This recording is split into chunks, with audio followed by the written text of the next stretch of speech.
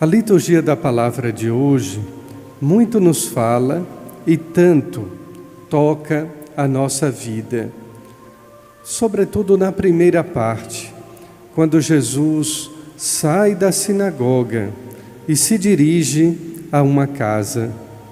É tudo quanto nós apreciamos e por tantas vezes necessitamos de Deus, que saia da igreja e que vá até o nosso lar, quando tantas vezes o nosso movimento é contrário.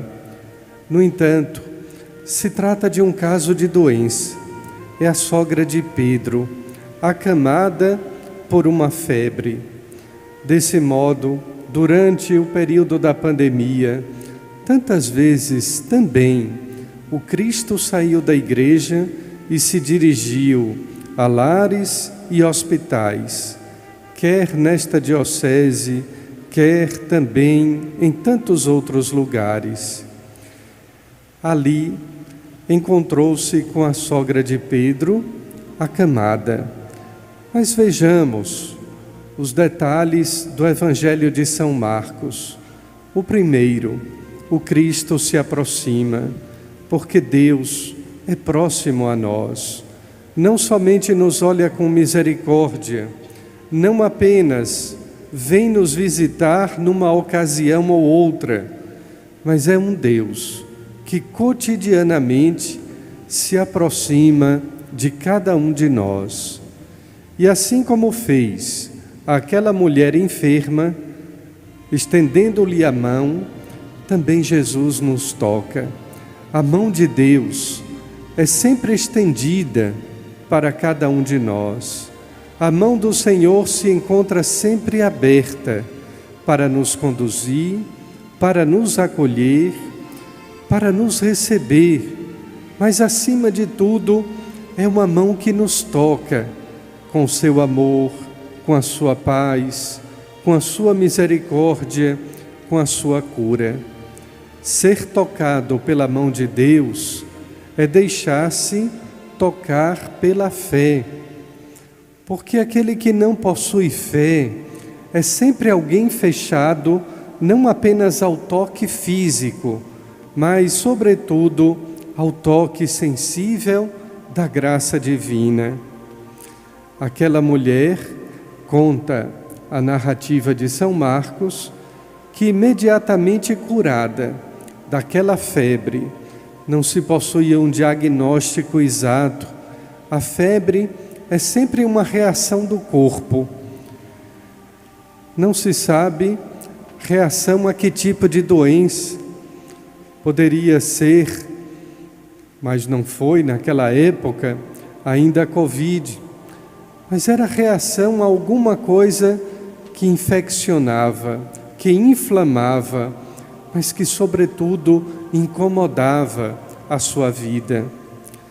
A febre maior, mais alta, que nós possuímos como reação da nossa alma, é a febre que reage ao pecado, aos males que tantas vezes nos abatem, nos colocam prostrados, nos colocam decaídos no chão da vida e da história.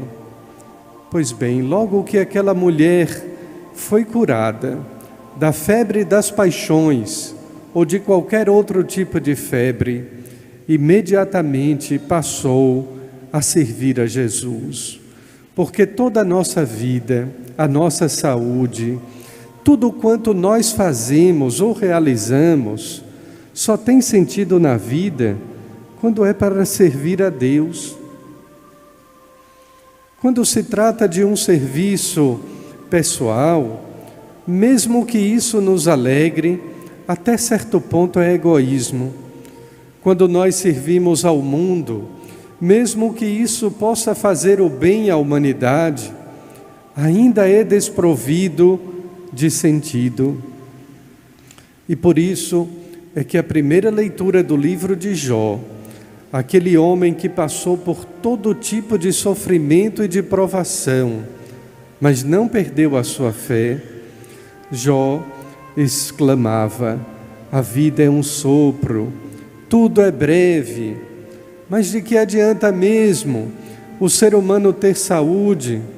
De que vale possuir bens, ter tantas alegrias, se a vida é triste, infeliz, porque breve?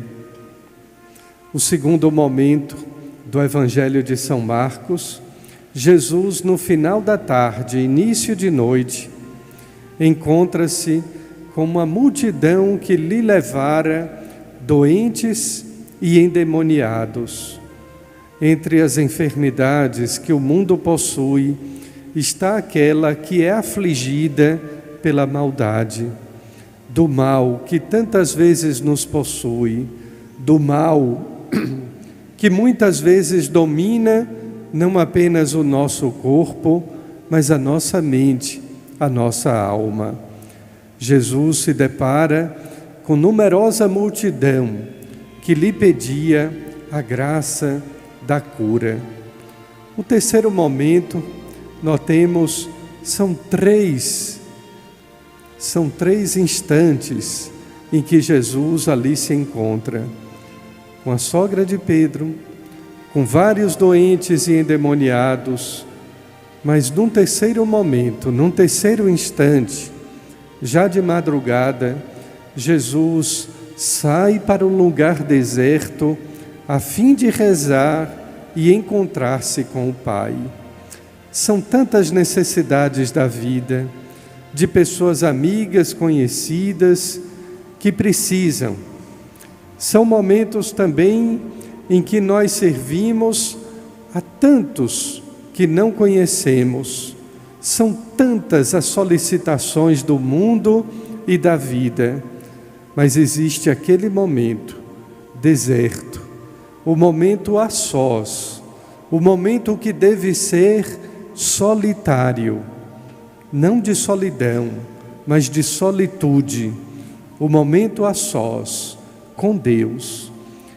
Ali nós podemos, diante dele, apresentar a nossa vida, contar somente a ele os nossos segredos e a ele contar sempre, dele contar sempre com a sua divina graça.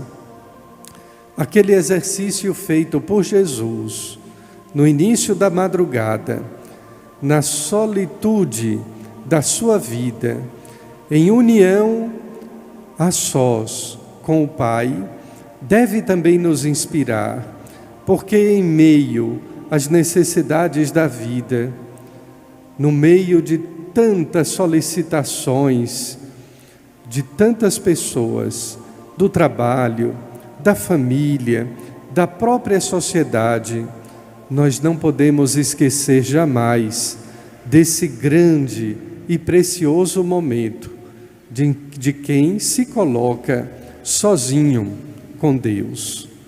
É esse encontro que nos favorece os outros, é esse encontro que muda o nosso jeito de ser, a nossa maneira de falar, é esse encontro transformador que muda também a nossa maneira de nos encontrarmos com as outras pessoas.